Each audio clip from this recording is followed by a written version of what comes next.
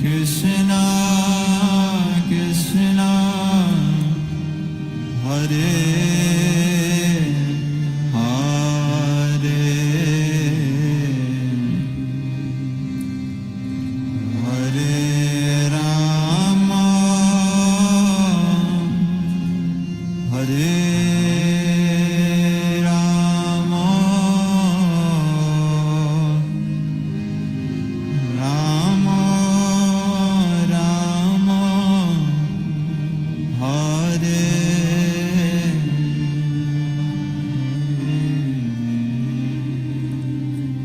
Hare Krishna Hare Krishna Krishna Krishna Hare Hare Hare Rama Hare Rama Rama Rama Hare Hare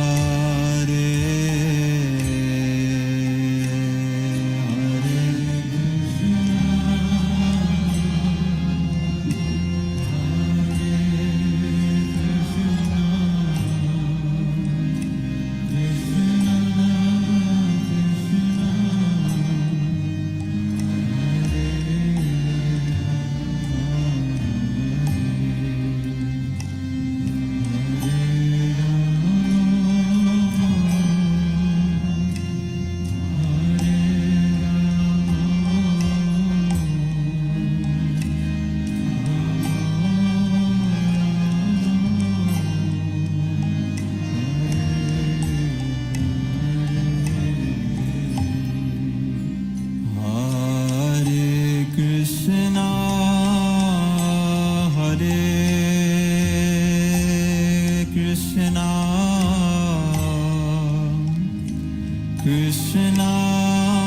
Krishna Hare Hare Hare Rama Hare Rama Rama Rama Hare Hare Hare Krishna Hare Krishna Krishna Krishna Hare Hare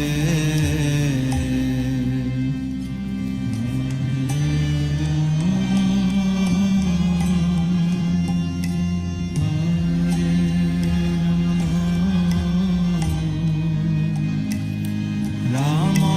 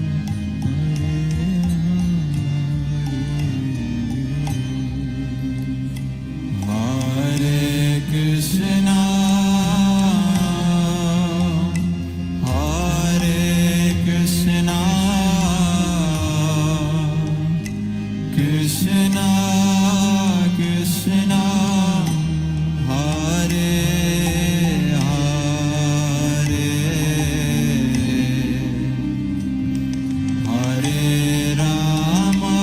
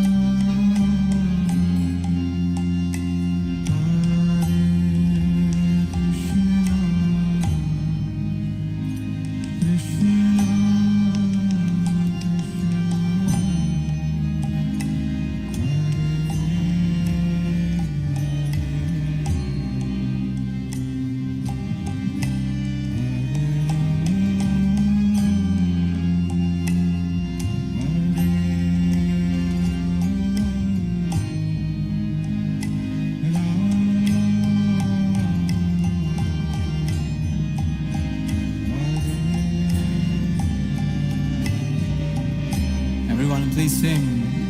Hare Krishna, Hare Krishna, Krishna Krishna, Hare Hare, Hare Rama, Hare Rama, Rama Rama, Hare Hare,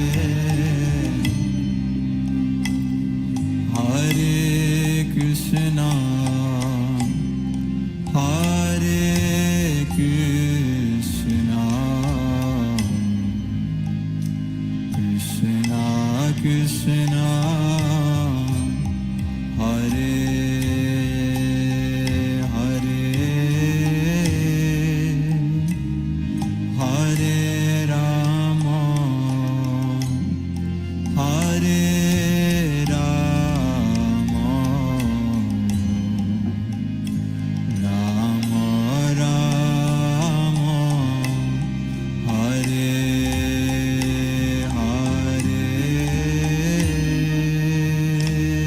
Hare Krishna, Hare Krishna,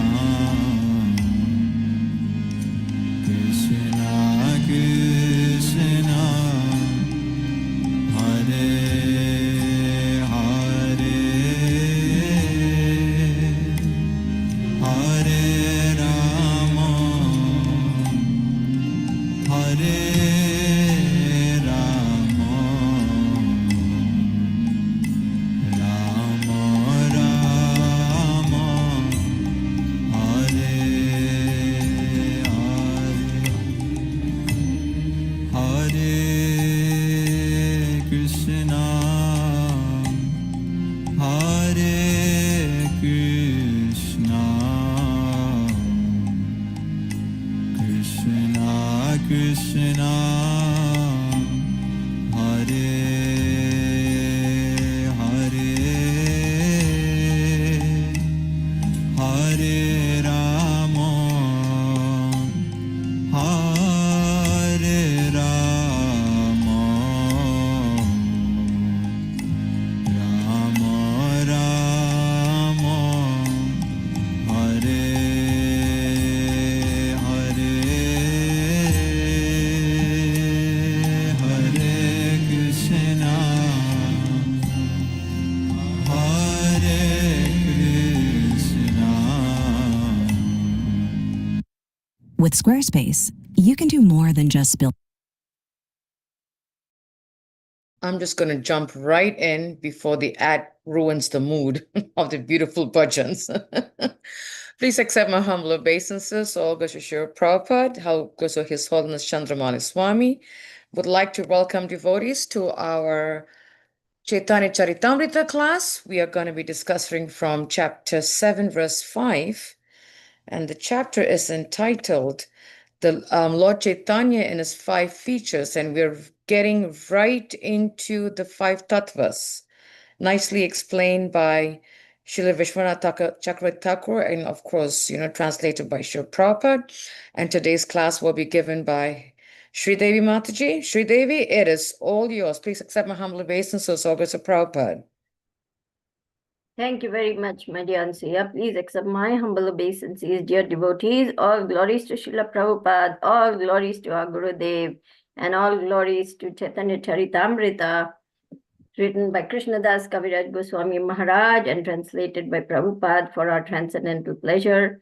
It is really wonderful to hear Chaitanya Charitamrita, His Holiness, His Divine Grace, Srila Bhakti Siddhanta Saraswati Goswami Thakur. He said, the day will come when foreigners will learn the Bengali language just to read the Chaitanya Charitamrita because it is so sweet. So, Jaya Jaya Sri Chaitanya Jaya Nityananda Jaya Advaita Chandra Jaya Gaura Bhakta Vrinda Jaya Jaya Sri Chaitanya Jaya Nityananda Jaya Advaita Chandra Jaya Gaura Bhakta Vrinda Jaya Jaya Sri Chaitanya Jaya Nityananda Jaya Advaita Chandra Jaya Gaura Bhakta Vrinda. So I offer my obeisances again. Pancha kalpatarubhyascha kripa sindhubhya eva cha patitanam pavanebhyo vaishnavebhyo namo namaha. So Chaitanya Charitamrita was written by Krishnadas Kaviraj Goswami in his maturity. He was over 90 years old, very, very old. But because he was given this order to write the Chaitanya Charitamrita, he undertook the task, although he was almost blind. He could barely see, and his hands were quivering and shaking as he was holding the pen. Still, he undertook this monumental task simply to give us the Chaitanya Charitamrita. So this literature was very rare by the time of Bhakti Vinod Thakur's appearance. In fact, with great difficulty, he found the manuscripts of Chaitanya Charitamrita and then made it available. So we are very blessed actually to have all these transcendental literatures such as Srimad Bhagavatam, Chaitanya Charitamrita, Bhagavad Gita, Nectar of Devotion, Nectar of Instruction, which have all been given by the great Goswamis, Rupa Sanatan, Bhatta Jiva, Gopal, Bhatta Dasa, Raghunath, we say in our prayers of our obeisances. Today is also a disappearance of Gopal Bhatta Goswami Maharaj, right? Yeah. So who are these great acharyas? Who are these great saints? They have come to teach us the path back home, back to Godhead by practicing it themselves by their own example, as well as by writing these transcendental literatures. So listen up, this is really wonderful. I have no qualifications whatsoever, neither do I have any scholastic knowledge, nor academic intelligence, nor even spiritual intelligence. Therefore, I'm humbly praying to all of you Vaishnavas to please give me your mercy, your empowerment, your blessings, so that I may be able to do justice to this service that has been given to me today. I humbly request my senior Anasuya and Parikshit Prabhus to please jump in and clarify matters as well as contribute to the discussion so that all of us can have some nice Chaitanya Katha and learn from these verses. Panchatattva ekavastu nahi kichu bhed, rasa aswadita tabu vividha vibhed. Translation and purport by His Divine Grace, A.C. Bhaktivedanta Swami Prabhupada, Srila Prabhupada Ki Jai. Spiritually, there are no differences between these five tattvas, for on the transcendental platform, everything is absolute. Yet, there are also varieties in the spiritual world, and in order to taste these spiritual varieties, one should distinguish between them. Purport. In his Anubhashya commentary, Srila Bhakti Siddhanta Saraswati Thakur describes the Panchatattva as follows: the supreme energetic, the personality of Godhead, manifesting in order to enjoy five kinds of pastimes, appears as the members of the Panchatattva. Actually, there is no difference between them because they are situated on the absolute platform, but they manifest different spiritual varieties as a challenge to the impersonalists to taste different kinds of spiritual humors or rasas. In the Vedas, it is said, Parasya Shaktir Vividhaiva Shruyate. The varieties of energy of the Supreme Personality of Godhead are differently known. From this statement of the Vedas, one can understand that there are eternal varieties of humors or tastes in the spiritual world. Sri Gauranga, Sri Nityananda, Sri Advaita, Sri Gadadhar, and Srivas Thakur are all on the same platform. But in spiritually distinguishing between them, one should understand that Sri Chaitanya Mahaprabhu is the form of a devotee, Nityananda Prabhu appears in the form of a devotee spiritual master. Advaita Prabhu is the form of a bhakta, devotee incarnation. Gadadhar Prabhu is the energy of a bhakta, and Srivas Thakur is a pure devotee. You must have heard of this verse. Panchatattvam makam krishnam bhaktarupam swarupakam bhaktavataram bhaktakham namami bhaktashaktikam. So this is the description over here. Thus, there are spiritual distinctions between them. The Bhakta Rupa, the form of the devotee, which is Sri Chaitanya Mahaprabhu, the Bhakta Swarupa, Nityananda Prabhu, and the Bhakta Avatar, incarnation, Advaita Prabhu, are described as the Supreme Personality of Godhead Himself. His immediate expansion, who is none other than Balaram, and his plenary expansion, who is Advaitacharya, combination of Mahavishnu and Sadashiv. And they all belong to the Vishnu category. Okay, we will complete the. Although the spiritual and marginal energies of the Supreme Personality of Godhead are non-different from the Supreme Personality of Godhead Vishnu, they are predominated subjects, whereas Lord Vishnu is the predominator. As such, although they are on the same platform, they have appeared differently in order to facilitate tasting of transcendental mellows. Actually, however, there is no possibility of one being different from the other, for the worshipper and the worshipable cannot be separated at any stage. On the absolute platform, one cannot be understood without the other. Om Ajnanatimirandhasya Jnananjana Shalakaya Chakshur Unmilitam Yena Tasmai Shri Guruve Namaha. Shri Chaitanya Manobhishtam Stapitam Yena Bhutale Swayam Rupa Kadamayam Dadati Swapadantikam Vandeham Shri Guru Shri Yuta Padakamalam Shri Gurun Vaishnavamscha Shri Rupam Sagrajatam Sahagana Raghunatan Vitam Tam Sajivam Sadvaitam Savadhutam Parijana Sahitam Krishna Chaitanya Devam Shri Radha Krishna Padan Sahagana Lalita Shri Vishakhan Vitamscha He Krishna Karuna Sindhu Dinabandhu Jagatpate Gopesha Gopika Kanta Radha Kanta Namostute Tapta Kanchana Gaurangi Radhe Vrindavaneshwari Vrishabhanusute Devi Pranamami Hari Priye Nama Om Vishnu Padaya Krishna Preshtaya Bhutale Srimate Bhakti Vedanta Swami Niti Namine Namaste Saraswate Deve Gauravani Pracharine Nirvisesha Shunyavadi Paschatya Deshatarine Jai Shri Krishna Chaitanya Prabhu Nityananda Shri Advaita Gadadhara Shivasadi Gaura Bhakta Vrinda Hare Krishna Krishna Krishna Hare Hare Hare Rama Rama Rama Hare Hare. So Krishna is described as Raseshwar. He is the Ishvara, the controller of all rasas, the enjoyer of all rasas, the proprietor of all rasas. Therefore, he is called Raseshwar. Rasa means mellow, taste. And Krishna is greedy for love. He wants to taste the love which is in everyone's heart. And therefore, he manifests himself. Now, in this form of Lord Chaitanya, he wanted to taste the love of Radharani. What is it that attracts her so much towards me? What is it about me that attracts her so much? What is the happiness and ecstasy she is experiencing in loving me? And what is her position that she enjoys it so much? So all these very esoteric and very deep subject matters are not easily understood. So Panchatattva Rasa is not easily understood by the common man. Still, however, we will humbly try to shed some little light according to our level of realization, which is not much anyway. And therefore, I humbly request Anusuya as well as Parikshit Prabhu to add to the discussion. So, Krishna came in the form of Lord Chaitanya, who is none other than Radharani herself, combined with Krishna, come to taste the mellows of devotional service. Therefore, the Lord came in the form of devotee to understand the sweetness of himself. He said, Krishna is so sweet. Krishna is sweetness personified.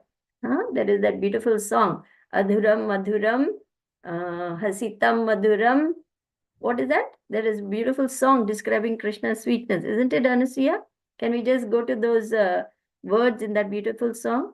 Yeah, let me Google it. Actually, it's very, very sweet. When it's sung by Bhakti Chura Swami, it's even sweeter. Yes. It's Vadanam Madhuram after that. Yes, Adharam Madhuram.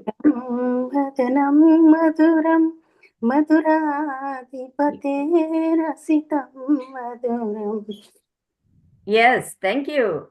Adharam Madhuram Vadanam Madhuram Nayanam Madhuram Hasitam Madhuram Hridayam Madhuram Gamanam Madhuram Madhuradipate Akhilam Madhuram. So it goes on to describe the sweetness of Krishna. And let's jump to the translation because the song is pretty long. Let's go to the translation of that song. Of the song. Write down. Yeah. His lips are sweet, his face is sweet, his eyes are sweet, his smile is sweet, his heart is sweet, his gait is sweet. Everything is sweet about the Emperor of Sweetness. And then it goes on to describe his words, his character, his belly folds are sweet, his movement is sweet, his wandering is sweet. Everything is sweet about the Emperor of Sweetness.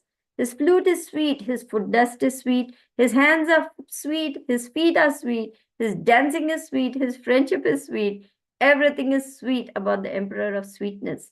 His singing is sweet, his yellow cloth is sweet, his eating is sweet, his sleeping is sweet, his beauty is sweet, his tilak is sweet. Everything is sweet about the Emperor of Sweetness. His deeds are sweet, his liberating is sweet, his stealing is sweet, his love sports are sweet, his oblations are sweet, his tranquility is sweet. Everything is sweet about the Emperor of Sweetness. His gunja berry necklace is sweet. His flower garland is sweet. His Yamuna river is sweet. His ripples are sweet. His water is sweet. His lotuses are sweet. Everything is sweet about the Emperor of Sweetness. His gopis are sweet. His pastimes are sweet. His union is sweet. His food is sweet. His delight is sweet. His courtesy is sweet. Everything is sweet about the Emperor of Sweetness.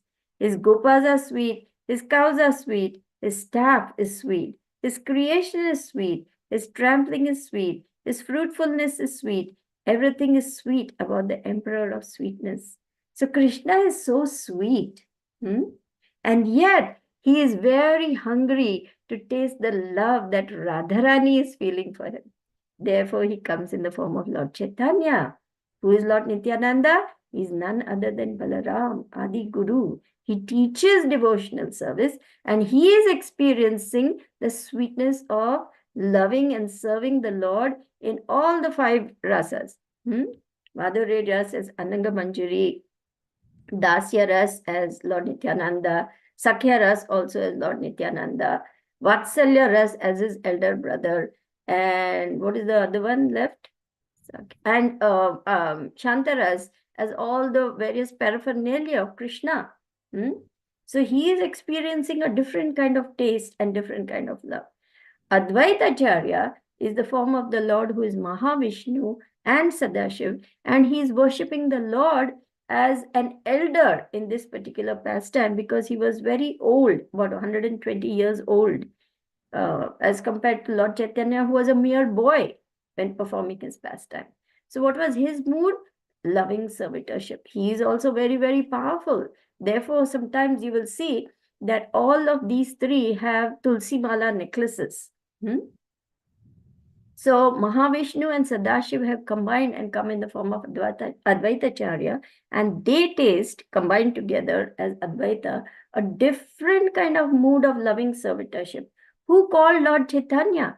It was Advaitacharya with his loud cries, worshipping the Chaligram Shila on the banks of the Ganga with tulsi leaves and sandalwood, calling out, "My dear Lord, only you can come and save this world, which is getting enveloped by the darkness of ignorance," because that time Vaishnavism had all but disappeared and all kinds of deviant sects, Ati, Bati, Baji, whatever, I don't even remember, Aula, Baula, Sakhi, Beki, something like that. There are 13 different deviant sects who were propagating Vaishnavism, but it was all theatrics and drama and dancing and wearing costumes like gopis and peacocks and claiming that they were those forms in the spiritual world.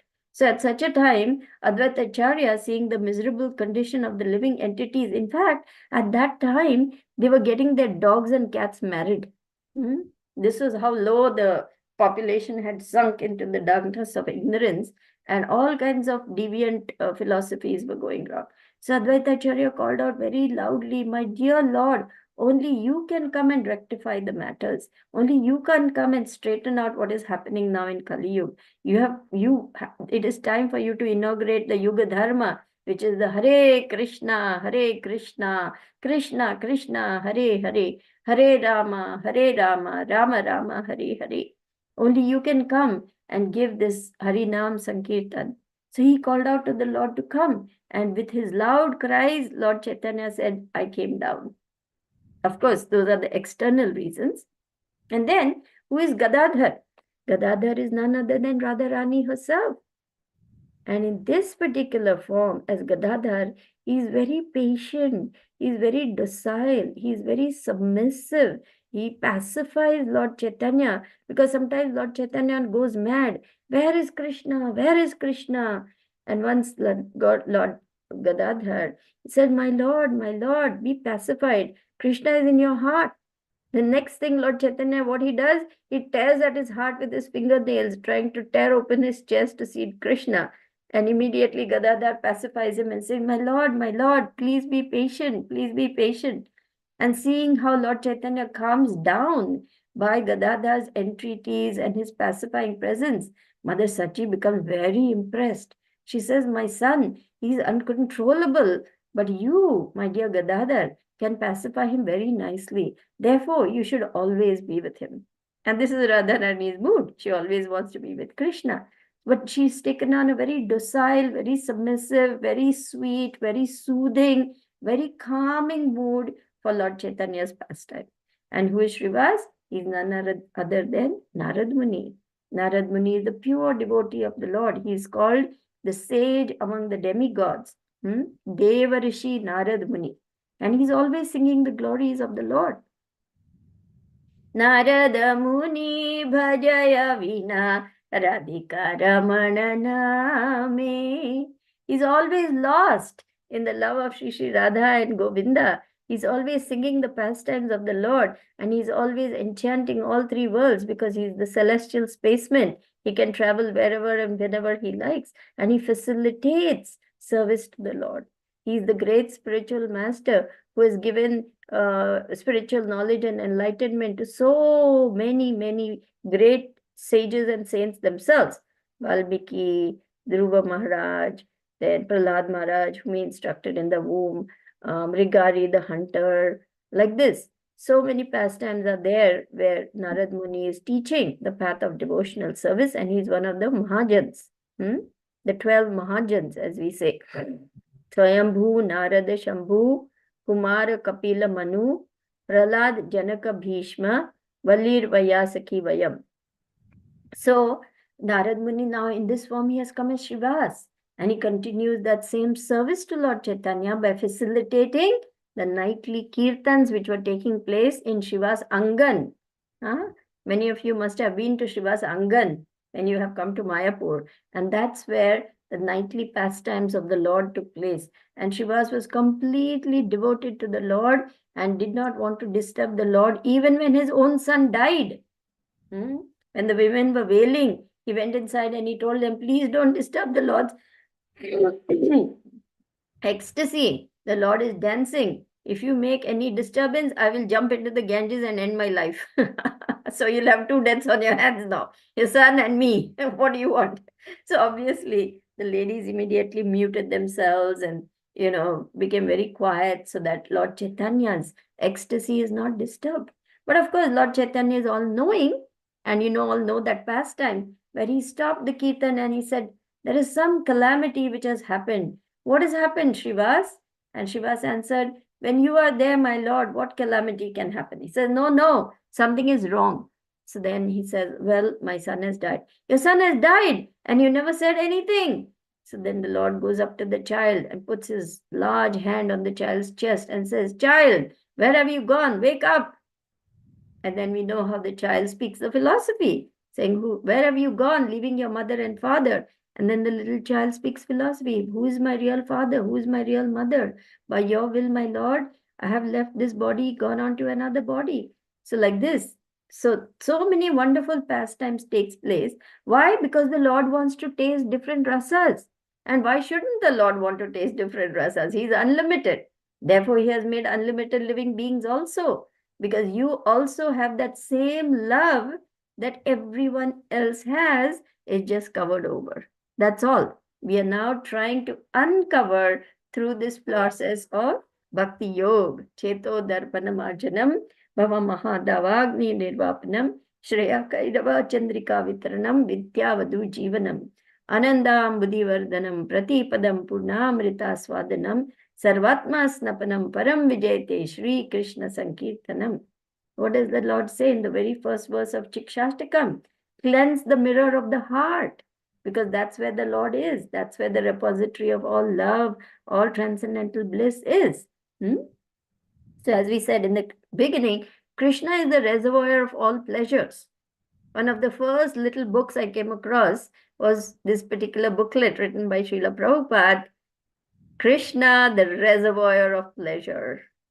In that particular booklet, if you remember, Srila Prabhupada says, everyone wants love, but no one knows where to find it. Everyone wants to repose love, but no one knows where it is to be reposed. And when we repose our love in Krishna, it is returned many, many fold. Not only that, it expands magnificently to cover everyone and everything. And devotee loves everyone, seeing everyone as part and parcel of Krishna. Vasudhaiva Kutumbakam. Who is non-different? Everyone is the Lord's child, right? Whether it's a tree or a bird or a fish or a mammoth elephant or a grasshopper, all are creatures who are children of Krishna. Aham bija pradapita. Krishna says, I am the seed-giving father of all living entities. So, the devotee becomes extremely careful not to harm or not to kill anyone, because he understands that this is very disturbing to the Lord. Whatsoever you do to the least of my creatures, that you do unto me. The Bible says that, isn't it? I remember as a little girl, we used to sing this hymn in school. I went to a convent school when I was very, very small. At home, my mother was singing all bhajans and kirtans, and there the nuns were teaching me all Christian hymns. At that time, I didn't know why all this was happening, but now I understand. Krishna was preparing me to preach in the Western world also. Whatsoever you do to the least of my brothers, that you do unto me. So Krishna declares, whatsoever you do to the least of my brothers, that you do unto me. So devotee becomes very gentle, very kind, very compassionate, very loving and caring towards everyone. Not just human beings, even the trees, even the birds, even the fish, even the dogs, cats, mice, rabbits, everyone, seeing all as part of God's creation. I remember once we were driving very fast down a road and one dog suddenly jumped up, Luckily, we missed the dog, and Guru Maharaj immediately turned around and checked, is everything okay? Is that dog all right? He was so concerned even about the dog in the street. That's because pure devotee sees the any living creature as a precious child of God. His Holiness Radhanath Maharaj says, every living entity is a precious child of God.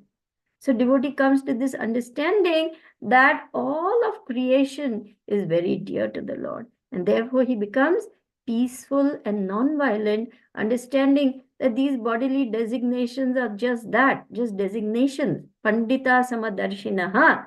He develops equal vision. Vidya Vinay Sampanne Brahmani Gavi Hastini Shuni Chaiva Swapakecha Pandita Samadarshinaha. Let's go to that verse, Anasuya, 5:18 of Bhagavad Gita, where the humble sages, by virtue of true knowledge, see with equal vision a learned and gentle Brahmana, a dog, a cow, a dog, and a dog eater.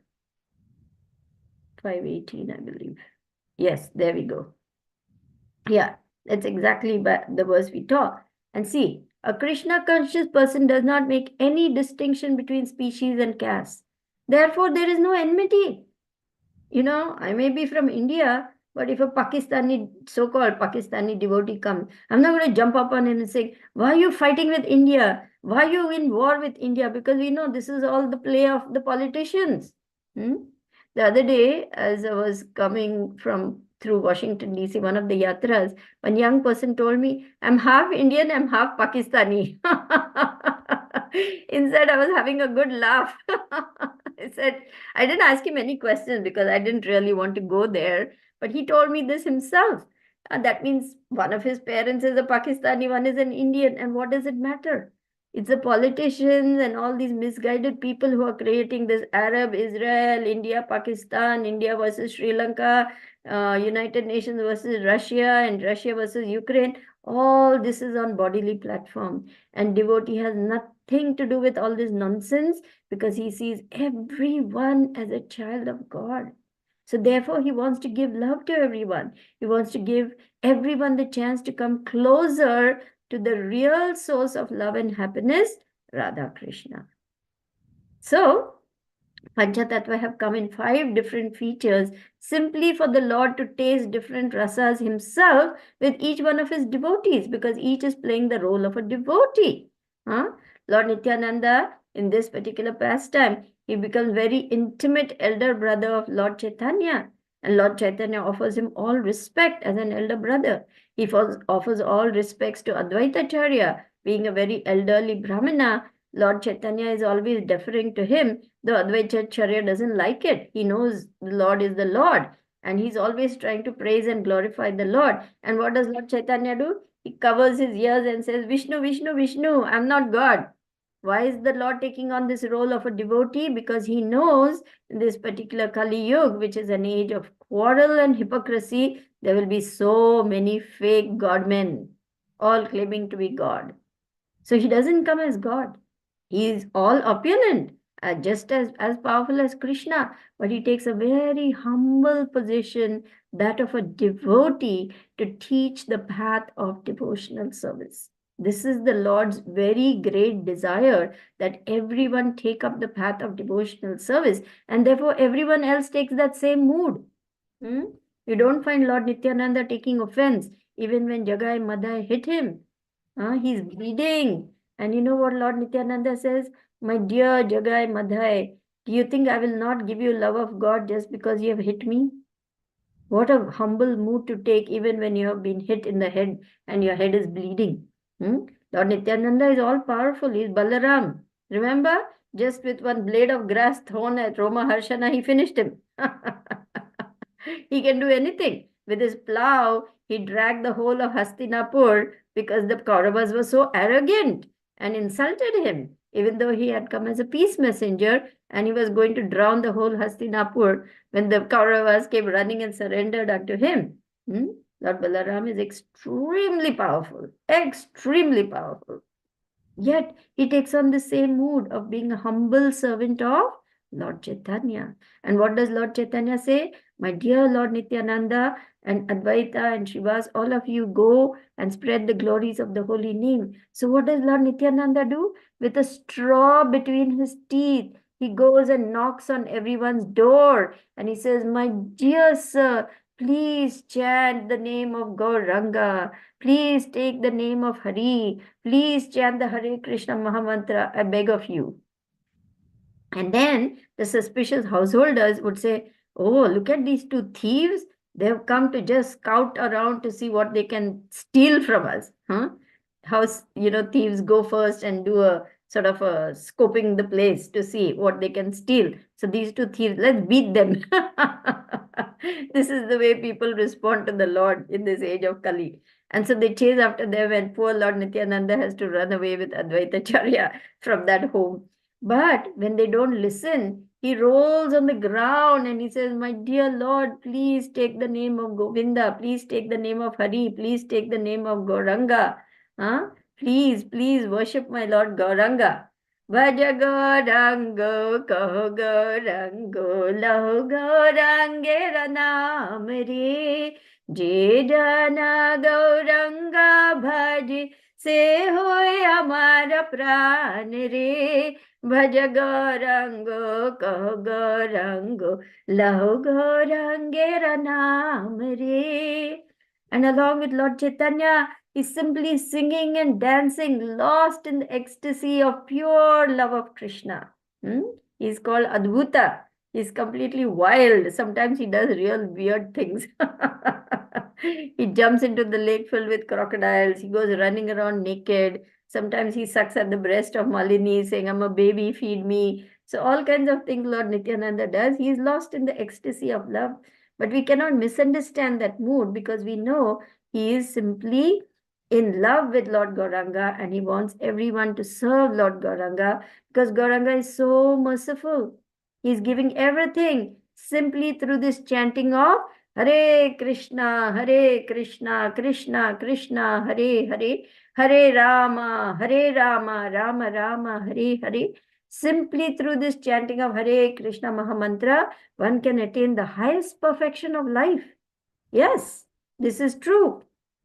Kaler dosha nidhe rajan, asti hi eko mahan gunaha, kirtanad eva krishnasya, mukta sangam param rajet. Anasya, may we go to 12:351 of Srimad Bhagavatam, where this verse is being described as the pinnacle of spiritual knowledge and perfection. 12:351.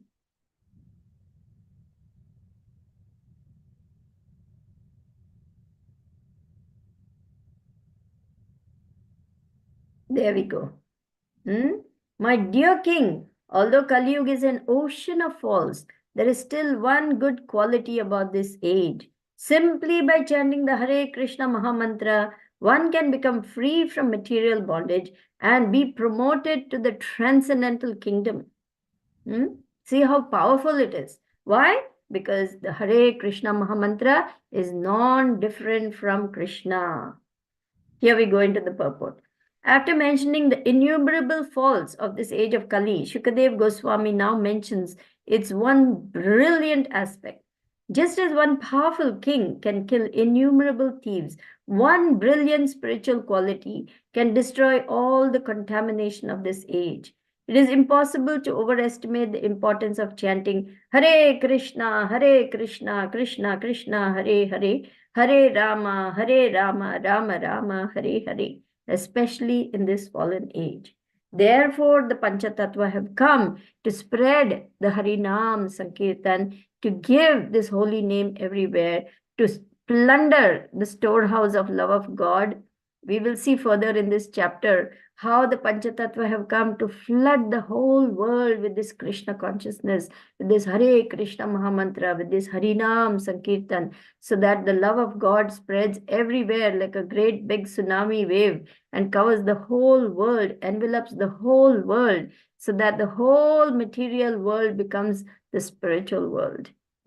Simply by taking up this process of Krishna consciousness, we can change the face of this earth and everything will become like Vaikuntha. There will be no more problems.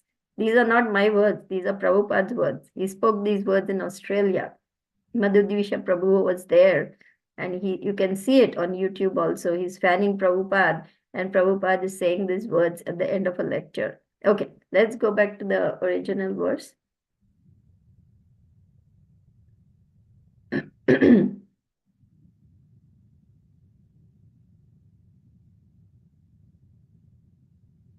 Let's go below. So, we touched upon this. There are eternal varieties of humors or tastes in the spiritual world. Even Krishna has so many different wives. Each one of them has a different flavor of love for him. Satyabhama is very feisty. She's very spunky. She even accompanies him when he goes to battle. And she says no to him sometimes. While Rukmini is very soft, very docile, very submissive, always ready to do what he wants. So Krishna has so many varieties of gopas and gopis, all in different moods. Why? Because Krishna supposing I had to give you sandwiches every day for lunch, breakfast, dinner, for 7 days in a row, you'll not talk to me again. You'll say, I'm not going there again. Because we want variety, isn't it? Now, Krishna is the Supreme Lord. Why will he not want variety? And why should he not want variety? And why will he not get the variety he wants? Because he is the Supreme Lord. That is why he's made everyone very unique. There's nobody quite like you. There be no Dheeraj Prabhus. Only Dheeraj Prabhu is Dheeraj Prabhu, right? There's nobody quite like Balavad Nitai Prabhu. Only Balavad Nitai Prabhu can be Balavad Nitai. Only Anasuya can be Anasuya. Only Trupti can be Trupti. Only Romni can be Romni, right? There's nobody quite like you. And Krishna wants to taste the love that is in each and everyone's heart because only you can give him that flavor. So you are very dear to Krishna. We should never get, what to say, intimidated or swayed by someone else's position or position or designation. We should understand that I'm also very dear to Krishna because I'm also part and parcel of Krishna. It doesn't matter. I may be a tiny little worm somewhere, but so what? I can also give love to Krishna. So Krishna is so wonderful that he is only looking for love. In fact, material qualifications don't impress him. He wants to taste the love that is in your heart. And that is why he has come in this form of Lord Chaitanya to spread this message of Krishna consciousness all over the world, to gather up all the living entities in his loving fold and take us all home back to Godhead. So thank you for listening so patiently. We will now open up for questions, comments, discussions, corrections, and I humbly request Anasuya to add her wisdom on this particular discussion. Thank you, Sridevi, for a wonderful class, and thank you for taking us on this journey of the different facets of love, the different rasas of the five features, even including Krishna, including Radharani. It's such a nice journey. Sometimes we tend to forget how variegated the Lord is, really, really variegated. So I request devotees to please turn on your videos wherever you are possible. And if you would like to raise a question, share a comment, even a realization, please do raise your hand. This is a very nice verse that speaks about the different features of the Lord, as Sridevi just mentioned, because what was coming to my mind, Sridevi, is, how we live in a very perverted material world. There's love in the spiritual world, but we think the love in the material world is the same thing, but it's a perverted reflection. We're just using it for ourselves, in the spiritual world, in Goloka Vrindavan, everything is for the Lord, every single thing. Here, it's for me. It's selfishness, really, really, really selfishness. Actually, it's pure selfishness.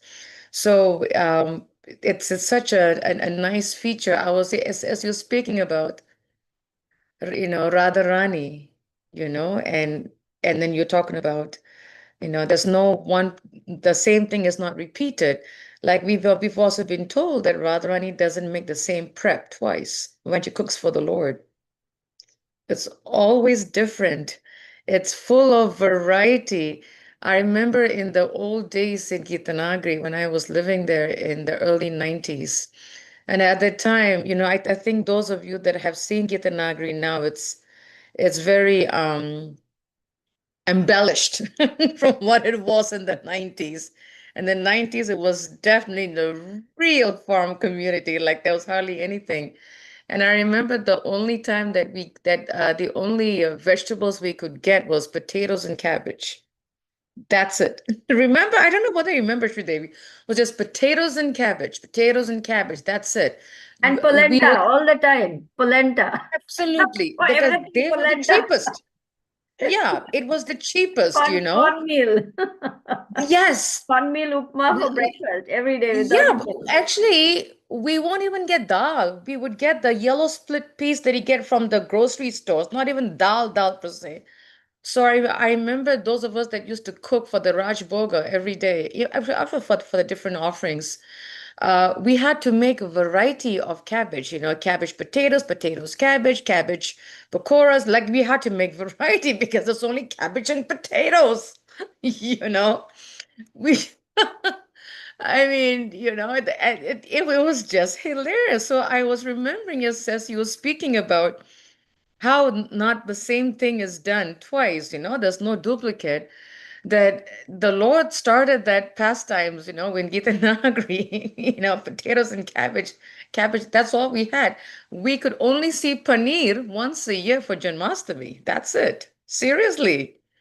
We couldn't see paneer. Paneer was like gold at that time, literally gold.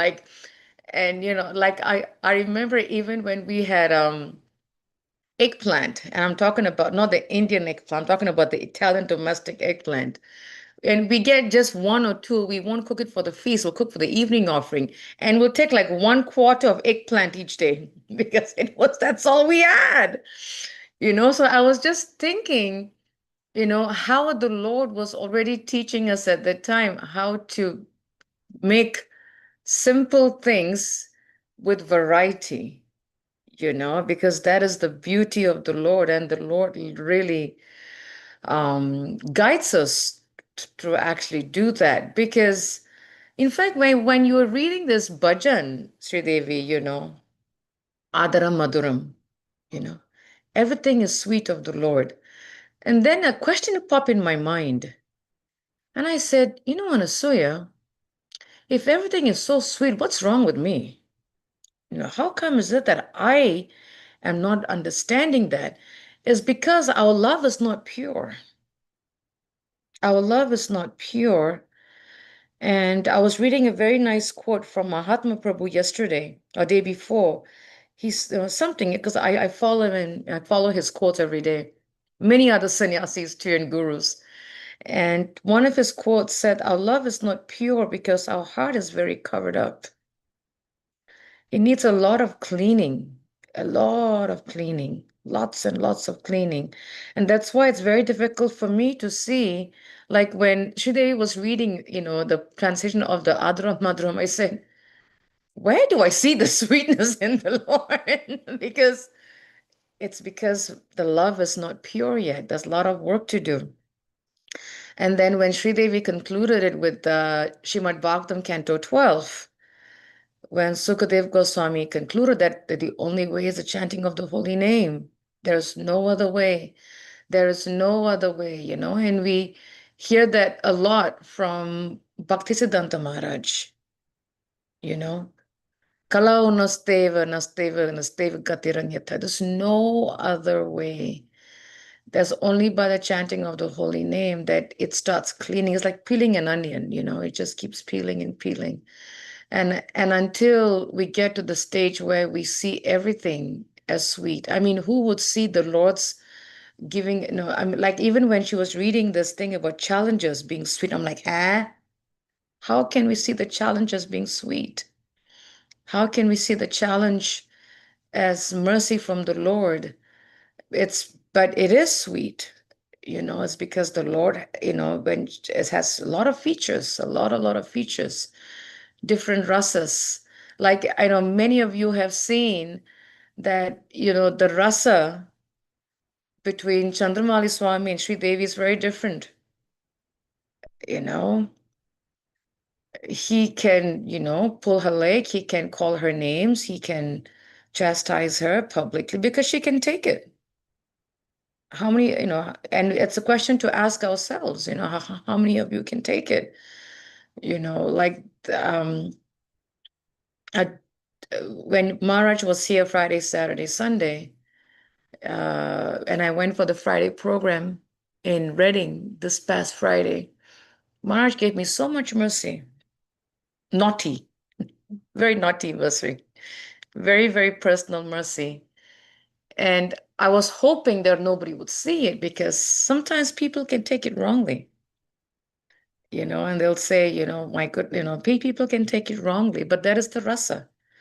And it's funny because when we were having this and Prikshit, my husband came in the middle of me and Maharaj, and Maharaj said, Prikshit, step aside. It's me and Anasuya. It's our rasa. Don't interfere. Different rasas, you know. So that is the beauty. He says, no, Richard, you sit there. This is me and Anasuya. We know our rasa. We can go. You don't interfere. So again, even within, even amongst us, the rasas are there. Because it's trickling down, as Sridevi said, it's trickling down from the Lord. It may not be pure, but it's trickling down. And then the more it comes down, and the more we get the mercy and the more we get purified. And the only way to understand the rasa or the mood between guru and disciple is purification. I'm sure Sridevi can testify to that. Is through purification, So yeah. Balavan Nitai Prabhu, please go ahead.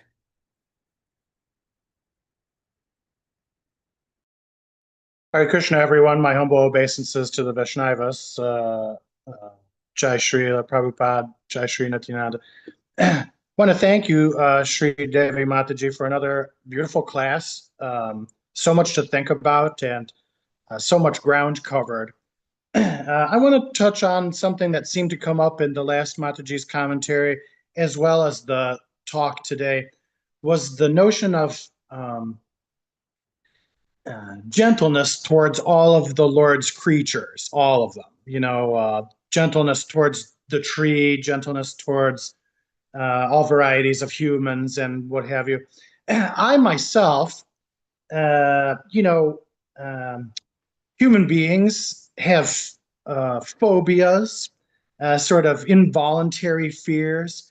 I myself am very afraid involuntarily of insects. If one is large enough and I encounter one, I'll shriek. I mean, and also heights. I'm very afraid of heights.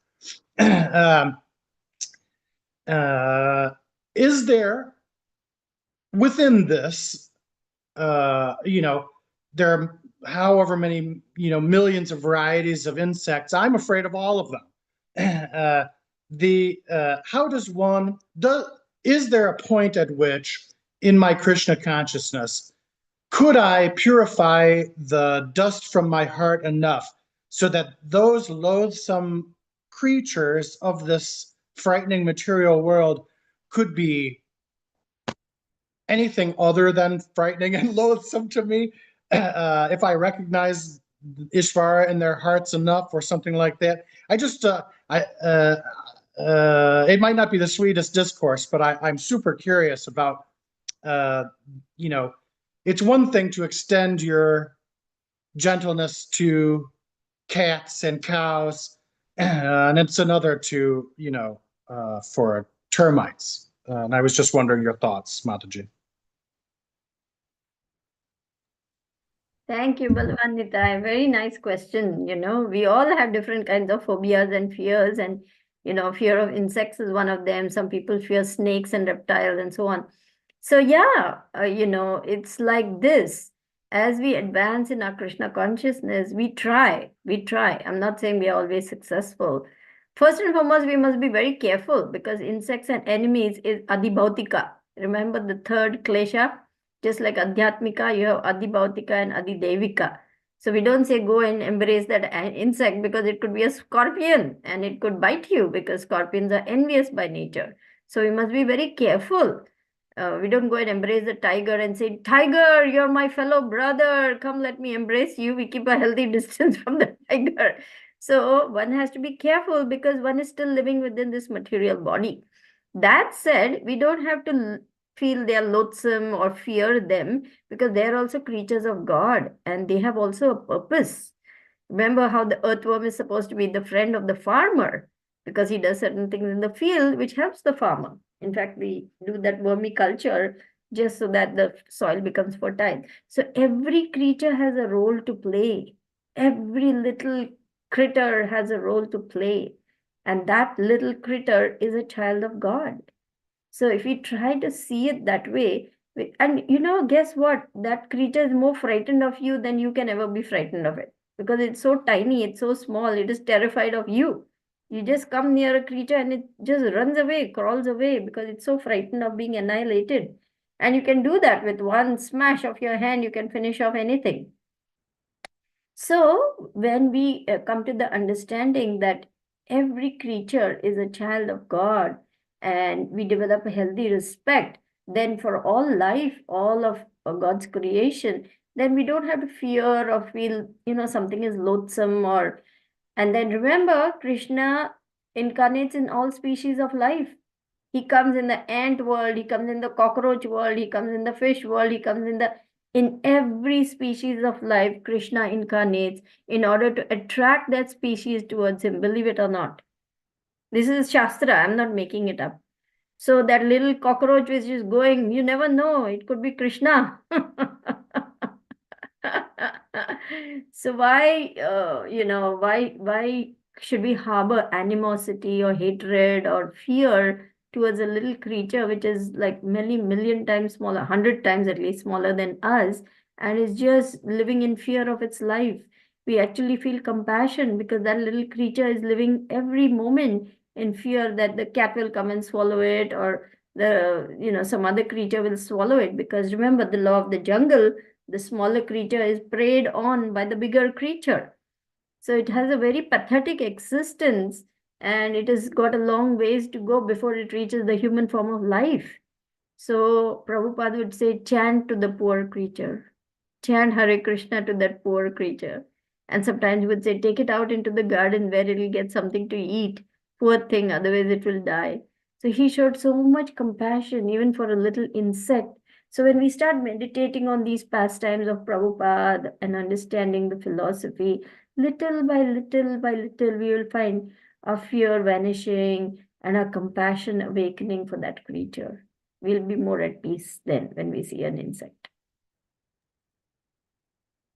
If I may share a pastime, Sure. Sridevi, Mhm. about this. Again, back in the 90s, in the early 90s, when we were living in Gitanagari, in my Gurudev's house. This was before both my daughters were born. And that house, in our room, that there were quite a bit of quite a bit of those long-legged spiders. What do you call them? Daddy long leg? Is that what you call them? Those really skinny fellows, you know? So I used to get bitten by them, me and my husband, because they would come out at nights. You know, I used to get bitten by them quite a bit. And I mean, there were like marks all over my legs because we were asleep at night. So one time we told our spiritual master, Gurudev, we're getting bitten by this stuff, what to do. He says, kill him. I said, how? Because, it says in the Shastra. He says, use your intelligence. He said, if it's harming you, chant and then kill it. Chant the holy name so that they hear the holy name and get rid of it. He says, do you want to get sick? Getting bitten? Because we were getting, it's not one night, it was like weeks we were getting bitten, weeks. My whole legs, we both of us had so many bites. And and they would come behind the bed, at middle of the night. And he would say, no, if it's harming you, Krishna didn't say, allow the bugs to crawl on you and bite you and harm you. He never said that. He says, if it's harming you, then chant Hare Krishna and get rid of it. At least that insect have heard the holy name, but chant loud, not soft. He made it very clear to that, and so then we started doing that just so that we won't get sick by those bugs. And now in my house, I know, like my daughter, my first daughter, my second daughter is afraid of insects like Balwanita Prabhu. Anything that crawls, she screams. Spiders, millipedes, centipedes, she screams. So she will call my first daughter to come rescue her. And she would do the same thing. They're like big, big spiders, and then she would do that. Now, my first daughter is afraid of mouse. My second daughter is not. So what she would do is she would catch the mouse, put it in the plastic bag, and then take it on a ride to a nearby forest. And on the ride, she's so hilarious. While she's taking this mouse in the bag in her car, she would talk to the mouse and say, why are you in this human? Like she'll have a chat with the mouse. That girl is crazy, my second daughter. She would speak to the mouse, and then at the end, she would sing Jai Anilo and throw the mouse in the forest. That's what she would do. So, it's the point is how to give these insects the holy name. So if they're hurting you, Balavani Nitai Prabhu, Krishna never said to let the insects hurt you. But at the same time, you don't want to get bitten by a snake because the snakes, they're not Anantasesh, where it's going to come protect you, right? So there are certain things that we have to use, to chant the holy name so that at least they get to hear that. And it goes back to what Chandramali Swami used to say.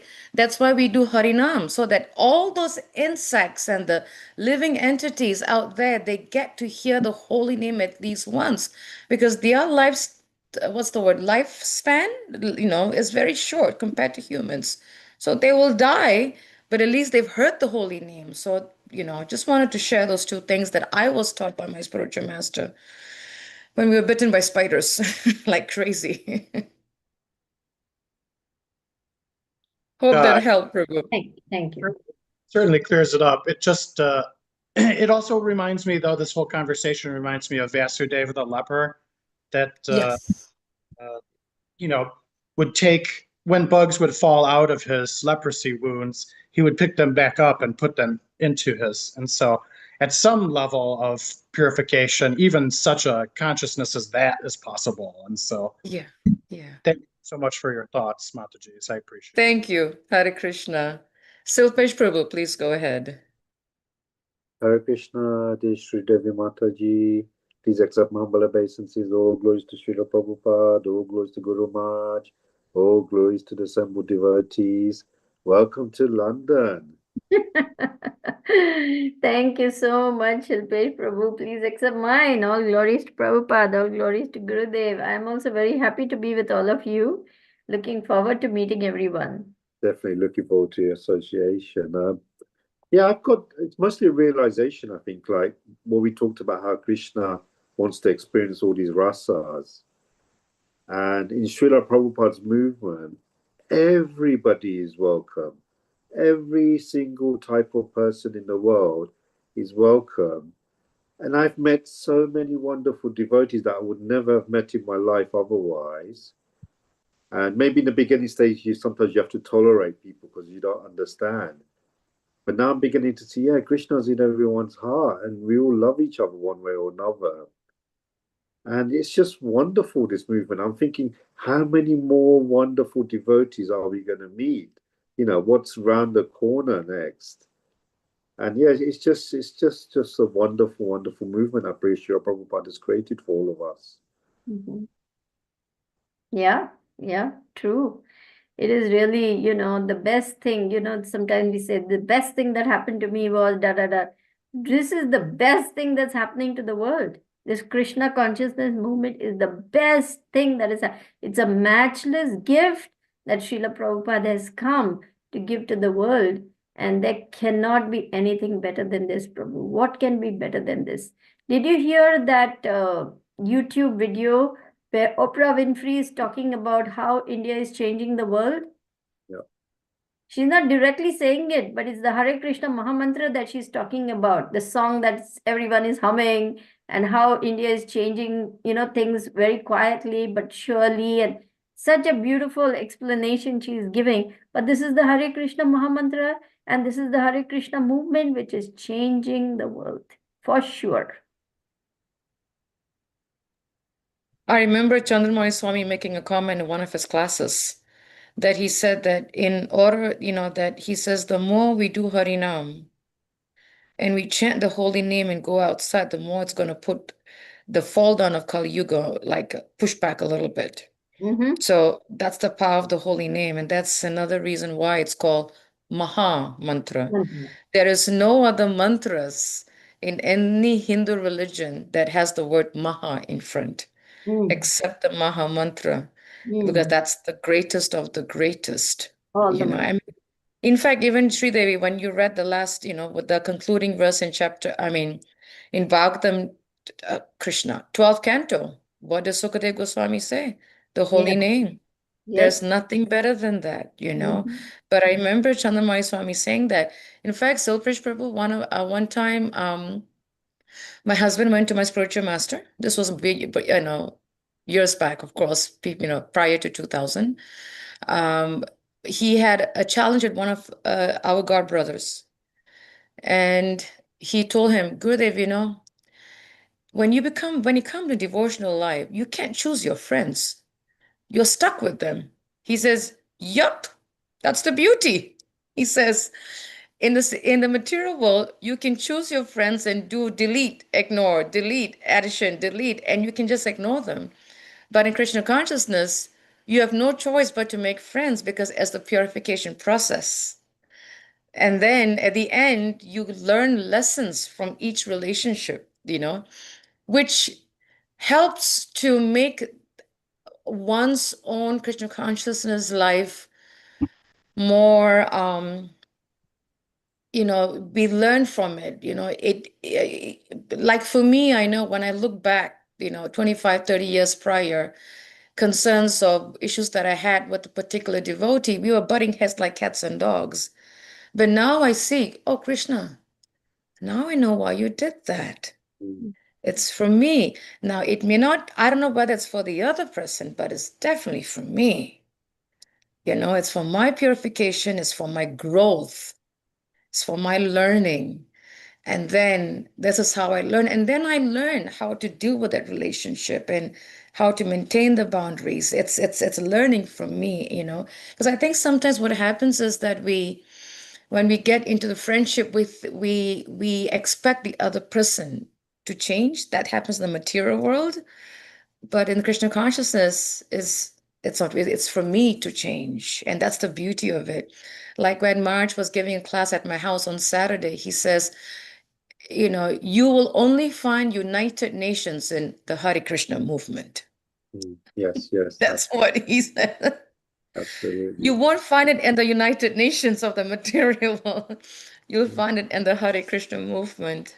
Yeah. But yes. At Bhaktivedanta Manor, every day you've got somebody from in every single country in the world passing through.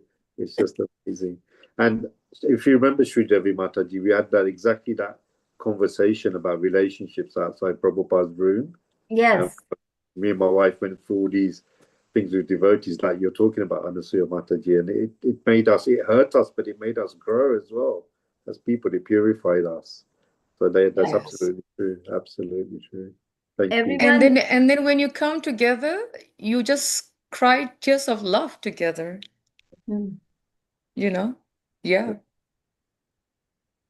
Nice point. Very, very nice point, Prabhu. Thank you. Krishna Kaviraj Prabhu, please go ahead. Hare Krishna, please accept my humble obeisances. All glories to Srila Prabhupada, all glories to our Gurudev, all glories to you for your beautiful class. My dear Krishna Kaviraj, please accept mine. All glories to Prabhupada, all glories to our Gurudev. And my class is nothing but a mishmash of everything. I'm not, like I said, very scholarly, nor am I very intelligent, nor do I have so much knowledge of the scriptures. I'm just speaking what little bit I know, and you're kindly tolerating me. So I'm very thankful to all of you for that. We're all learning from the class, so it's perfect in that way. I felt the urge to say a couple of things in the and I think Anasuya Mataji probably had it in her head, but she didn't say it, so I wanted to express it in that before we kill any creature, we'll find, even if we've got infestation and we're being harmed, first of all, we find humane ways to get them out of our bedroom or our kitchen or wherever it is that we need to. And it's only as a last resort that we would actually kill them, even if they're Absolutely right, Prabhu. Yep. And the other thing that I wanted to say in response to what Balavan Nitai probably was saying is, actually, I never used to do anything. I saw Indradyumna Maharaj so many times chanting to creatures and insects and all sorts of, like, very gently and softly. Sometimes if they were big enough, it'd be stroking them and cuddling them.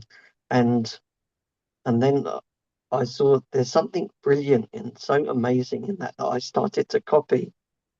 Well, not, you know what I mean. I started to follow his lead, not copy. And when you start to do that, then you feel, the more you do it, the more you feel for them. And then you feel more inclined to do it, and then you want to do it. And then the more you do it, the more you feel inclined. And it's the same way. You can also pray for them. And I find this not only with animals and insects when you pray for them, but even when it's somebody that you don't even know. Sometimes we hear from a devotee that we know about and care for and love, and they know someone or somebody relative of theirs going through something, and we naturally say we'll pray for them. And then the more we pray, sometimes like you pray for them day in, day out, every day, and then after just pray, even though you don't know anything about them, you've never seen them, you develop love for them. And I just like think, how does that even work? How do you develop love? How do you naturally, it just comes within you. You feel like, at first you start just praying and the words don't mean too much, but you're praying. And then over time, you're praying with all of your heart intensely because you love that person, even though you don't know them. How does that work? So that the question, how does that work? Because prayer is very powerful and prayer makes things happen which are outside of this material plane of understanding. Power invokes the mercy of the Lord, and with God, all things are possible. Even Jesus Christ said that, right? With man, these things are impossible, but with God, all things are possible. So the impossible becomes possible by the power of the Lord. If you have faith the size of a mustard seed, you can move mountains. Now you may say, can I move a mountain? No, you cannot move the mountain. But your faith in God moves him to move that mountain. Do you see that? So you think, oh my God, I don't even like this person, or I don't even. But when you start praying for them, as you said, a natural love, because remember, we are all interconnected. There's a connection between you, me, he, she, and God. So we are actually praying for the mercy of the Lord. As we pray for others, we are actually getting Lord's mercy ourselves. Because remember, what you put out there actually comes back to you. So Krishna becomes so happy when we are doing the right thing, even though, sometimes we don't like certain people, or we want to, just, we just get put off by someone. But if we start praying for them over a period of time, we will find that animosity is fading, and instead compassion is taking place, instead a caring concern about the other person, and eventually love also for that person, love in the sense spiritual love, where you're caring about the soul of that person. That happens over a period of time. So yes, this is the beauty and this is the power of the Hare Krishna movement. Hari Bol. Thank you, Sridevi Mataji. Thank you. Nice question, Prabhu. Very, very nice. Thank you. Yeah. Trupti Mataji, please go ahead.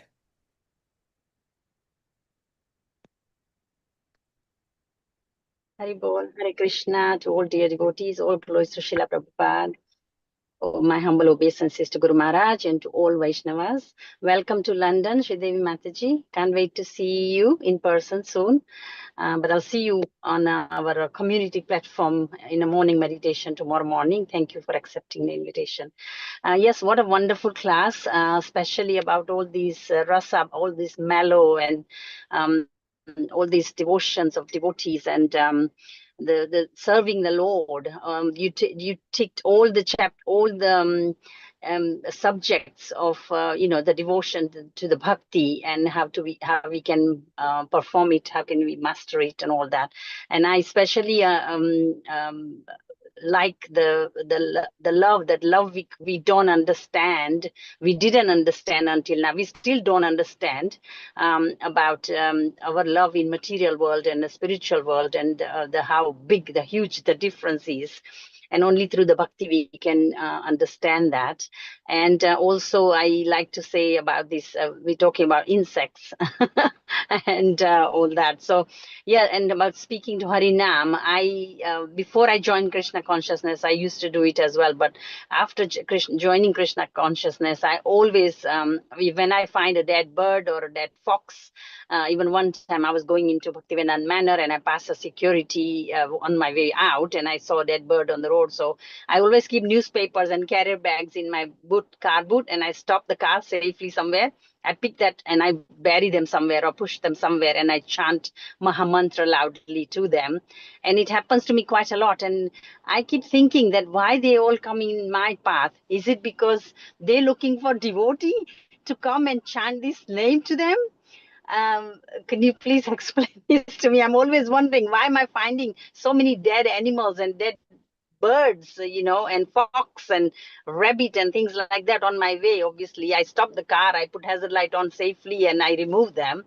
And it always wonders, I always wonder, can you please just explain to me? Thank you, Mataji.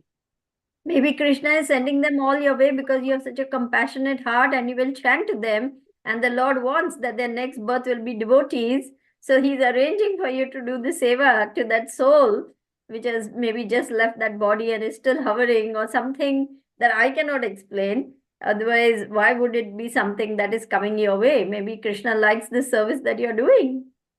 I don't know. Krishna knows. I always pray and say, I always say that, oh, please, I hope this is your last birth, and I hope you never come back to this wretched world again.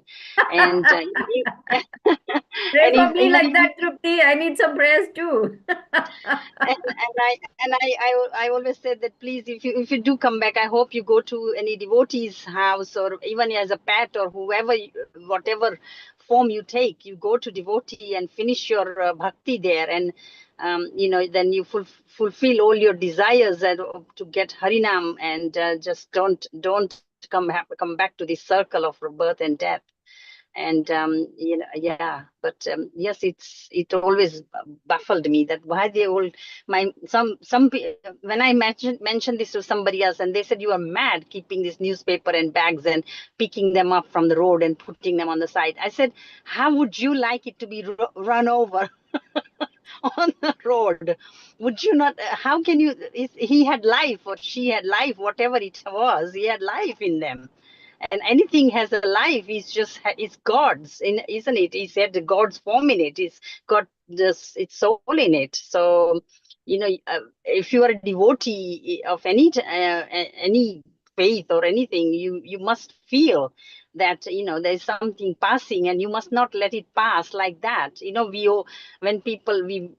When people talk about movies and things that, oh, they die like a dog, but even dog, he shouldn't be dying like like that on the road, like he had. So yeah, that's why devotees pray over every soul that is leaving. Those who keep cows, yatras which keep cows, when the cow is dying, everyone is informed. Remember, we get notices saying so and so cow is lying on the field underneath that tree in that corner. We are all going to chant and this and that. And so whether it's a dog or it's a cow or a donkey even, all devotees gather and they chant to that poor creature so that it goes back home, back to Godhead. This is just the compassion of devotees. So, hey, more power to you. If this is what you like to do and this is how you want to do, why not? So many of us may be just passing and we may not even be noticing, but at least you have a heart that notices these things and you're taking care. So, what's wrong with that? It's commendable, in fact. thank you, Hare Krishna, Mataji. Thank you, Hare Krishna. I'll call you shortly. I have a therapy session right after this. So once I finish about tomorrow morning's program on the Zoom, I'll just be talking with you. Thank you. Thank you so much. We have a question in the chat, Anasuya. Yes, I was just about to read that. It's from Adi Lila. Hare Krishna, please accept my humble obeisances. All glories to Srila Prabhupada. Sridevi Mataji, isn't it that these fears and phobias are there with reason? There are certain impressions from our previous experiences, and with chanting, eventually it may go away because the dust of the mirror of the mind's being cleansed. If you could comment on that, and also there are certain methods which can help to get rid of it, or at least to lessen the influence. How much should one rely on such methods? Right. Nice question. Yes, these are all impressions from previous lifetimes. We are carrying fears, phobias, likes, dislikes, hatred, love, prejudices, perversions, petty, so many things from previous lifetime. Remember, the mind is accompanying us life after life after life because it's the subtle body. The subtle body is dragging the soul to the next life, depending on all the impressions, desires, and therefore we make our gross body depending on what we have been hankering for in our previous life. Similarly, whatever fears we have been carrying, that will continue. Therefore, Krishna consciousness is the chance for us to purify ourselves of all these things. And yes, there are other methods. Chanting will definitely help, but we can also get therapy. In the sense, there's something known as desensitization, where the person is given a graded exposure to that stimulus. First they're shown a picture of a spider or a picture of a snake, and they're told, what are your thoughts? What are your feelings that come? What is happening inside of you? Getting in touch with your body. And then they're brought to the reality. Now, can this little creature actually overpower you? What is your size? What is the size of that little spider? And then the person is helped to see that their fears are irrational. That little spider cannot overpower you. It is your fear which is overpowering. There's something called as desensitization therapy. It starts with pictures, starts with talk therapy. Then slowly they're shown a model, say, of a spider. That means a little plastic spider. And they're encouraged to feel that little spider. See how small it is. Look at you, how big you are. Can you crush the little spider with your... Yes, you can. So it doesn't have any power over you. It's only your fear which has... And little by little by little, the person is trained to see that that little creature cannot do anything really to me. It is only my fear of this creature which is paralyzing me, or causing me to break out in hives, or causing me to scream and shout and this and that and all that. So, and then one is actually exposed to the real spider after one graduates, through all these sensory experiences, and comes to the point where one uses the rational thinking that one has practiced in therapy sessions to understand this creature cannot harm me. I don't have to let fear of this creature overpower me. So yes, there is adjunct methods also. The holy name, of course, is always going to help. And one is advised to get therapy if the fear is paralyzing you. That means there's overwhelming fear. You get paralyzed. You cannot do anything. You're shivering and shaking and you're turning white, or you're going to faint. Then, therapy. Some, fears which are like, you just see the spider and you just, oh, okay, but then you can carry on with your task. That is not an overpowering fear. So it all depends on the level of incapacitation or dysfunction induced by that particular fear. If it is overwhelming and it is disturbing one's natural functioning, normal functioning, then one may need some help. Yeah. And there are methods to get rid of these things. Sure. Is that all right? I think she will. Yes, she said yes. Thank you. Mhm. Hare Krishna. Yes, Rajajana Priya, rather. Go ahead. It's all yours. Hare Krishna, please accept my humble obeisances. All glories to Srila Prabhupada and Guru Maharaj, and you, of course, all of the devotees, and Sridevi. Thank you very much for this class, and Asuya for all the services.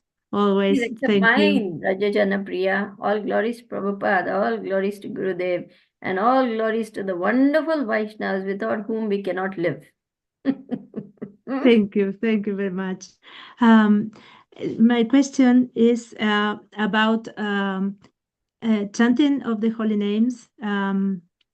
That in these cases, I am trying to put this thought in my mind when I am going to chant my rounds, and all the time that the holy name comes to me to express that I am doing that because Krishna wants me to do that.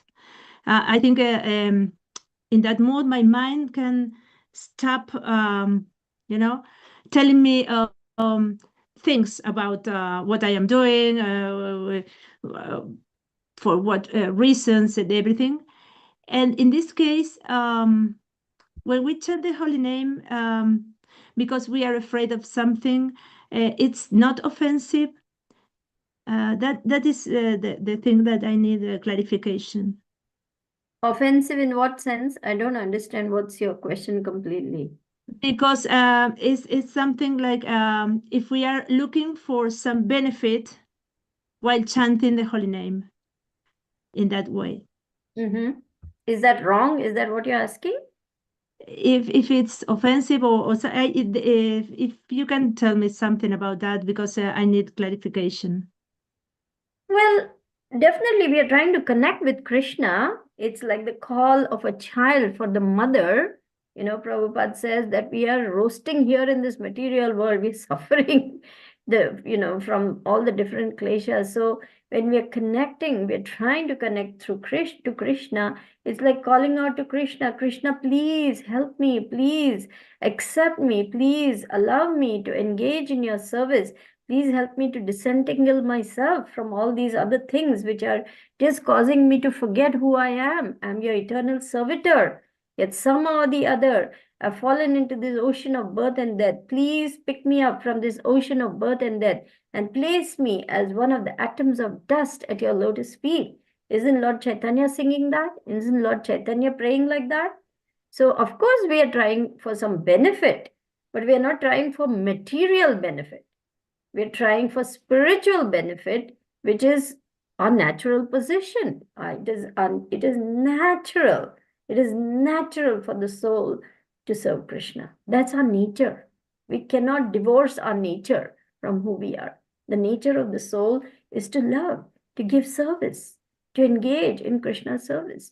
So when we're calling out to the Lord, of course we want benefit. Of course we want the benefit of Krishna's mercy. That's why we are calling out to him. But we are looking for spiritual benefit, not material. Oh, Krishna, I'm chanting your holy name. Please, please, please send me that beautiful girl. I have to have her.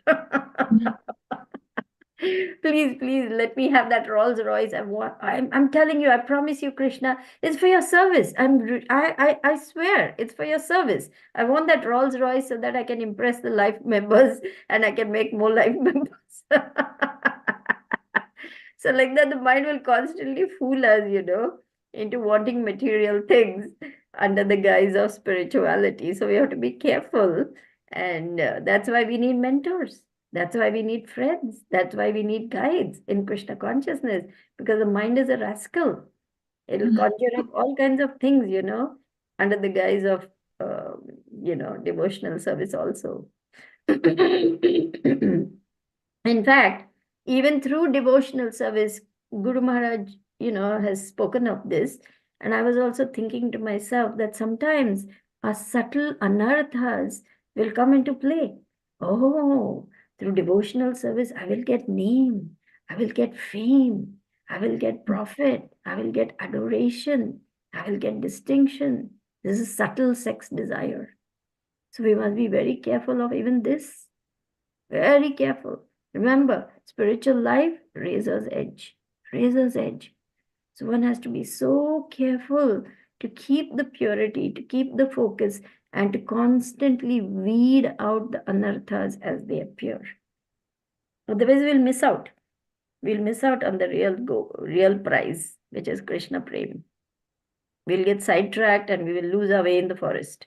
So we cannot allow these things to happen, because subtle anarthas are even more difficult. But they are there. They are there. And if we don't root them out, they can go all the way back to gross anarthas. Is that clear? Thank you very much. Yes. Yes, thank you very much, Sridevi. I was in this I think it was 2 or 3 days ago in daily class. Maharaj was point this. I understood. I hope I didn't mistake his words, but he was very specific. I think he was talking to me in you know he was talking to all the people, of course, but I took it personal because of my state now. That is important to let us guide, to listen to his instructions, to ask for instructions. And I'm in this, very beginning of my process, and I'm so thankful. But I have lots to learn from you, all of you, and Me I'm too. so thankful to My be here. goodness, I have more to learn than even you, Raja Janapriya. I really do. I really do. And even the spiritual benefit, we are not looking for that spiritual benefit, saying, oh, I chanted for 5 days, Krishna. I asked for compassion towards all living entities, and I'm still quarreling with my neighbor. Why didn't you give me compassion? It's not like that either. It's a side effect. It's a side benefit that we will get spiritual benefit. We are not looking for spiritual benefit. What we are looking for is engaging in Krishna's service. That is the reward. That is what we are actually looking for. The more we engage, automatically all these things will come as a side benefit. But we are not looking for, why didn't I get the spiritual benefit of being compassionate towards everyone? Krishna, I've been chanting for 6 months now. Come on.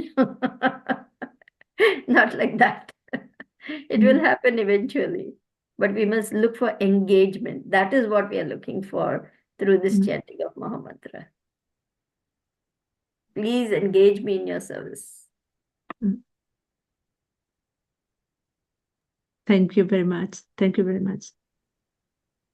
Another thing that will help Raja Janapriya Prabhu is to chant the 10 offenses before you start your japa. That will put us in the right mindset to know why we're chanting japa, because everything in the 10 offenses is completely on a spiritual benefit. And like what Sridevi said, it's just to, not just, it's to help us to connect to the Lord like a cry, like she said.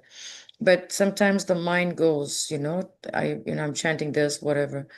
But sometimes when we chant the 10 offenses before chanting japa, that will help to put us in the right mindset. That we know I'm chanting this to please the Lord. Because if how I was taught is when we know why we're chanting, because the Mahamantra is the energy of Radharani, praying to Krishna, engage me in devotional service. So when we chant, we're only asking for service. So, and when we keep putting that at the back of our minds, I shouldn't say the back and the front, because it can be in the back and it sit there forever. That's not going to come on the front, But when we keep reminding ourselves back on the front that I'm chanting for devotional service, because that's what's pleasing the Lord, and that's how we can get to the Lord. And the more we remind ourselves, I'm chanting for service, because that's what's going to purify me and link that bhakti connection, then that also helps to improve our consciousness in the chanting, is to know why the meaning of the Mahamantra and to read the 10 offenses. Then we'll get the right benefit as the Lord desires. Hare Krishna. Hare Krishna. Thank you very much, Anasuya. No Thank problem. Sridevi, there's one question in the chat from Brett. He said, Hare Krishna, Mother Sridevi, please accept my humble obeisances, August of Prabhupada, and to our Guru Parampara. Mataji, for the past few days, I have been thinking of Lord Advaita's earnest prayers for the Lord to be present. In this mood, in our own personal japa, as well as in the process of bhajan and congregational chanting, how important is it to keep fixed within the 3 Ps Gurudev has shared with us: posture, prayer, and pronunciation. I have been staring tirelessly in the temple room and Advaita Acharya's prayer to Shalagram and trying to meditate on Gurudev's instructions, but I am looking for your input. Now, how can I develop my chanting to always follow those 3 Ps? And what exactly is the importance to have better posture, better prayer, and better pronunciation? Yeah, very nice question. Very nice question. Because remember, the whole quality of the day, the whole quality of what happens, meaning our consciousness, depends on the quality of our chanting. How much advancement we make depends on the quality of our chanting. So the more energy, time, and effort we put into quality chanting, the more we are going to be better off in our Krishna consciousness. So preparing for chanting is as important as the chanting itself. Supposing we want to cook a nice meal, but we have all third-rate ingredients, will we be able to cook a nice meal? No, right? Similarly, gathering up our resources for quality chanting means preparing the night before. Good chanting in the morning will happen if I have taken care the night before. That means I get to bed early, I've had a good night's rest, I wake up refreshed, and then I get into the mood of prayer. I begin the day by taking a shower. I begin the day by chanting my prayers to my Gurudev, Gurvashtakam prayers. I offer prayers to Lord Nrsimhadev. I offer prayers to Tulsi Maharani. If possible, I keep Tulsi Maharani in front of me, or at least a picture of her. Krishna Kaviraj Das loves to chant loudly, read loudly to Tulsi Maharani. He says she's a pure devotee and she's sitting here in front of me. So that's very powerful to have Tulsi Maharani in front of us as we are reading, chanting. Very, very powerful to have Tulsi Maharani, or at least a picture of her, circumambulate her, and prepare our consciousness that now is the time when it's just me and Krishna. No one and nothing else comes in between. It's like being with a lover. If you're with your lover, will you keep checking your cell phone every 2 minutes? No, you'll turn off the cell phone. You'll be looking into her eyes and you'll be saying, oh, how she's so sweet, how she talks, how she walks, how she smiles, how she giggles, how she moves her head, all these things. Or the opposite. Oh, how sweet he is, how beautiful his eyes are, how he talks, like this, right? So let us develop that love for Krishna. He's our eternal and best lover. So spending time with Krishna is the most precious and most wonderful time of the day. So we create that sacred space where it's only me and Krishna. And we prepare ourselves, like I said, through prayer to the spiritual master, to Lord Nrsimhadev, to Tulsi Maharani. We chant the 10 offenses and we chant Shikshashtakam, because these are the only 8 prayers left by Lord Chaitanya. And then we settle down to chant. So that time we keep our spine straight. If we are slouching, if we are just, lackadaisical, it will tell on our chanting. So the idea in keeping the spine straight is that all the chakras are aligned and our focus is on the sound vibration of the holy name. Then we can also do this mudra called Dhyana Mudra. This is supposed to enhance our chanting experience because it helps us to focus. And then we chant on the beads, not the clicker. We chant on our beads because that's Tulsi. So 3 senses, your ear, your tongue, that means the sound vibration, your hearing, and the sense of touch of the holy basil beads, Tulsi beads. All 3 senses along with the Dhyana Mudra.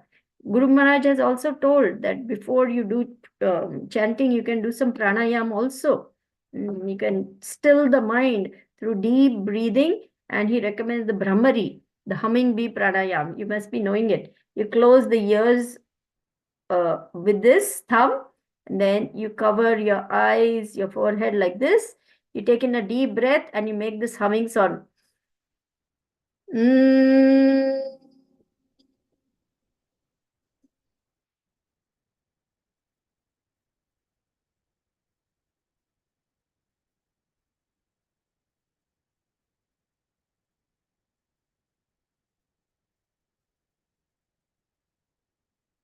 Like this. Why? because this calms the mind, decreases anxiety, and helps us to focus on the holy name. So doing a little pranayama is also beneficial. So that's posture, prayer from the heart. Now you pray, Krishna, please help me to connect with you. Radharani, please help me to connect with you. I'm your child. I'm floundering in this material world. Please help me. Please accept me. Please engage me in your devotional service. So that's the prayer component. And we pronounce clearly, because when we take time to pronounce clearly, the mind can attach itself to the sound vibration more easily. If you are rushing into it, or if you are slurring over the words, the mind cannot quite grasp the Mahamantra and will wander all over the place. So therefore, the first 1 round, 2 rounds, one must go really slow. Hare Krishna, Krishna Krishna, Hare Hare, Hare Rama, Rama Rama, Hare Hare, Hare Krishna, Krishna Krishna, Hare Hare, Hare Rama, Rama Rama, Hare Hare. And you will find slowly, as your mind grasps the Mahamantra, you will pick up speed. Automatically it will happen. We don't have to rush into it, right? In fact, if we rush into it, chances are we are not giving the mind a chance to latch onto the Mahamantra. If we go too slow also, mind will wander all over the place. So start slow. The first round can be up to 10 minutes long, but then slowly, the mind will pick up speed and automatically you'll be able to go faster. So that's my humble few tips for better chanting. Hope that helped, Brett. Hopefully he'll share something. Before I go to Krishna, Kaviraj Prabhu, Sridevi, I have, our Rath Yatra is in 3 days, 4 days, and I have like massive running around to do today. If I can make you co-host, host if you don't mind, so I can hit the Indian store and put on the Rath Yatra shopping, if you don't mind. Please forgive me for Yes. I'm just scratching my head and trying to figure out how to make all the ends meet the next 4 No, days. you can definitely make me co-host, but we are not going to be able to carry on for very long anyway, because I have a therapy session coming up in 15 minutes. I've had neither breakfast nor lunch, so I have to eat something. So maybe a few more minutes to wrap up the questions and then we can end the call. Yeah, because I have to get out and meet at this guy at the store in 15 minutes too. So okay. Yeah, so Thank you. Thank you. I hate to Anusuya. cut you guys off. I just, I don't mind you going on. I just have to meet this devotee at the store to get their stuff for the Rath Yatra planning. So thank you all so much. Again, please forgive me. I didn't mean to cut off. I just have a lot going on this week because of Rath Yatra. It's quite a bit. So I thank you all for participating. Thank you for the wonderful class. Thank you for the wonderful discussion. A lot of questions, amazing questions. And we wish all of you a wonderful day. Vanchakarpatibhyascha, Kripa Sindhubhyevacha, Patitanam Pavanebhyo, Vaishnavebhyo Namo Namaha, Srila Prabhupada Ki Jai. His Holiness Chandramali Swami Ki Jai. Hari Bol. Hari Bol. Hare Hare Krishna, Krishna. everyone. Hare Have a Krishna. beautiful day. Thank you, Ansuya Mataji. Thank you, Sridevi Mataji. Everybody, hello. Hare Krishna. Hare Krishna. Haribol. Thank you, Hare Krishna. Hare Krishna. Okay, so if there are no more questions, I think Anusuya, we can end the call. There's no need to be Thank co-host you. either, because it Thank doesn't you look for like. understanding. It's a crazy week for me this week. Okay, thank you. Thank Hare you. Krishna. Hare Krishna.